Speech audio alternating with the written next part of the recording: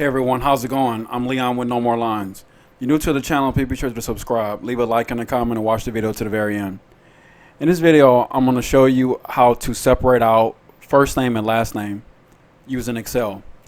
And you only really need a handful of formulas. The first one you're going to need is the find function.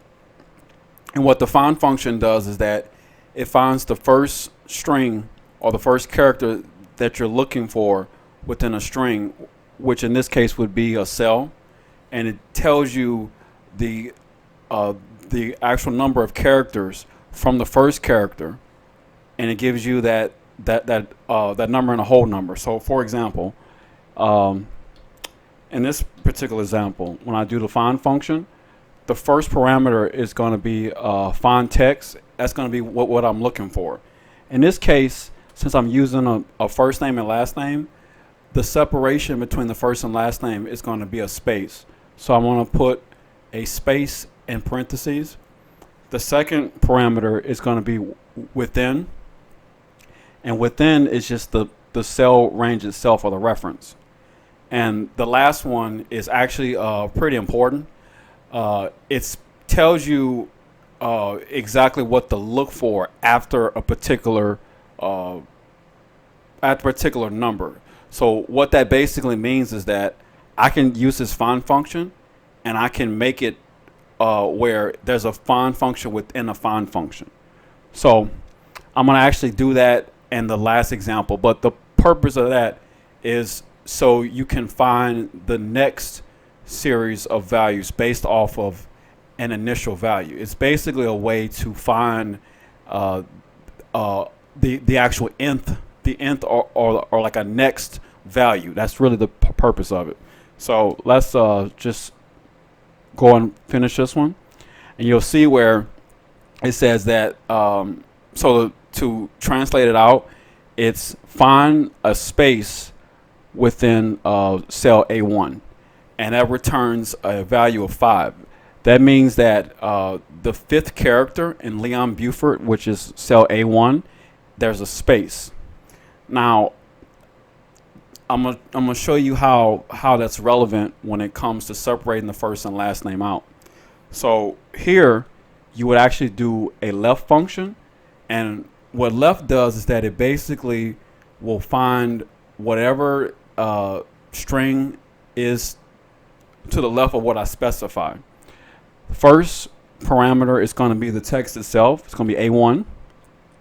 And the number of characters is going to be how many characters starting on the left to bring in. So if I do a 1 here, it'll only put the L in Leon. But if I were to put the value of the first space, it's going to put it where it puts Leon and the actual space afterwards. So really for that, you need to make your find function that value minus 1. And I'm going to show you real quick why that's relevant.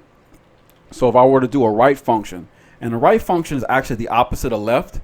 It's where it's the same value, and it's everything, whatever I specify in the numbers of characters, it is going to be to the right of it. So in this case, if I use A1 as the parameter and then find the number of characters as 1, actually I'm going to do C1, so I'm going to show you something. So if I do 1 on C1, it'll have the N in Leon. But if I were to just leave it with a without the minus 1, it's going to put a space there. And that's actually important because I'm going to be using another function actually right now to find the second part, which is our last name. So our last name is going to be a little bit different. Instead of left or right, we're going to be using a mid function. Now the mid function has a total of three different parameters. The first one is the text itself, which is the string. Now with this part, this is the difference. This is the start value, or the start range. This basically will pull in whatever that string is, but it starts at a specific range. So in this case, I actually wanted to start after the space. So I'm going to do B1 plus 1. And then the number of characters is basically it's going to basically be a left function here. But really, you can make it any number you want, just as long as it's enough to pull in the rest of the value. And you kind of want to spot check that. I put 100, that's extreme, but it's going to basically pull in the entire thing. But if I were to put 1, it's only going to put the actual B in Buford and not the entire string. So it's probably better to just make it to where it's as many values as you want. So if you look here, this is actually where I separate out my first and last name. So again, it's going to be the first part is our find. It's going to be where we actually find the first space. We're going to do a left, and we're going to do a -1. So we pull in the first name outside of the space, which is a -1. And then, of course, our mid function, which I explained, it's just the mid, the string itself.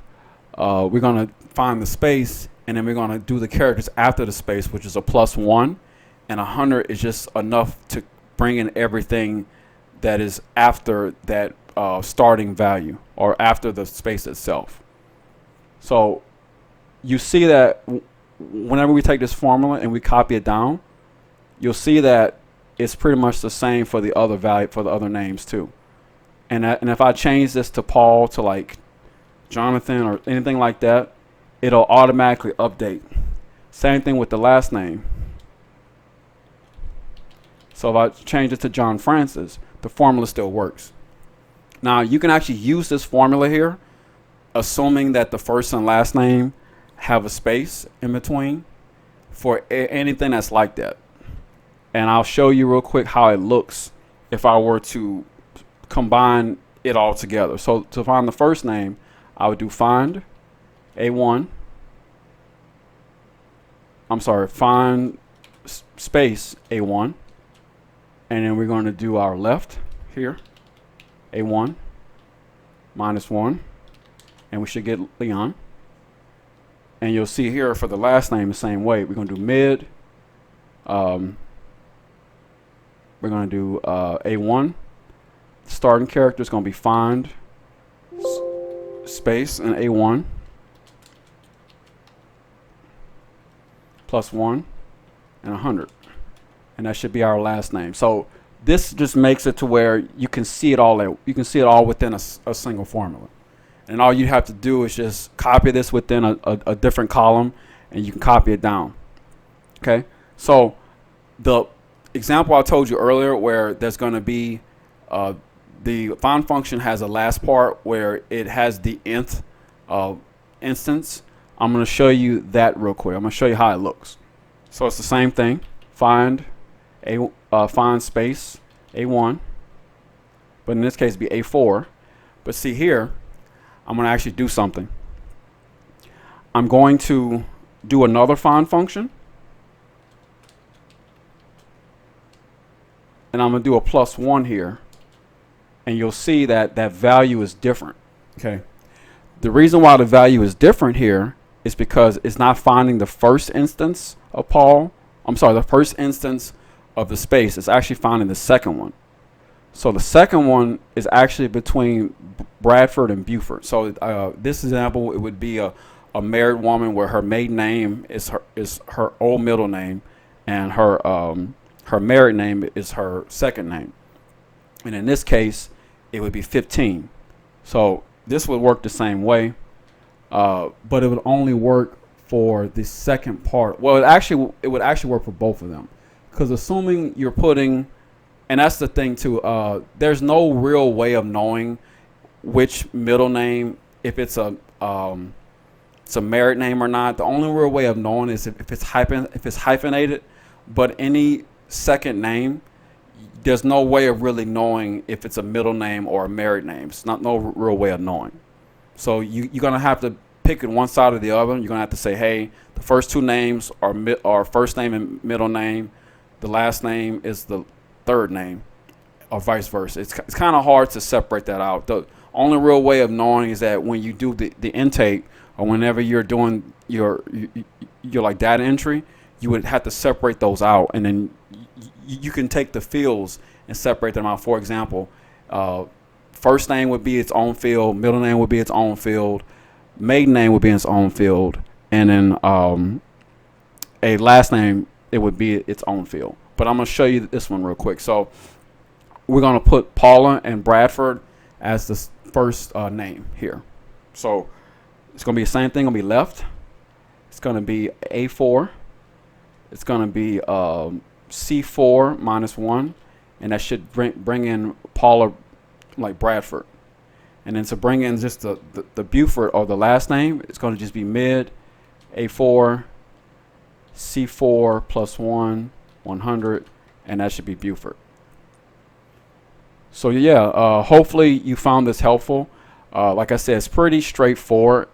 All I'm using is the find in its regular form, the nth version of the find function, the mid, and the left function. And I did the right function just as an example. If you found the video helpful, please be sure to leave a like, leave a comment. You have a blessed day. You take care.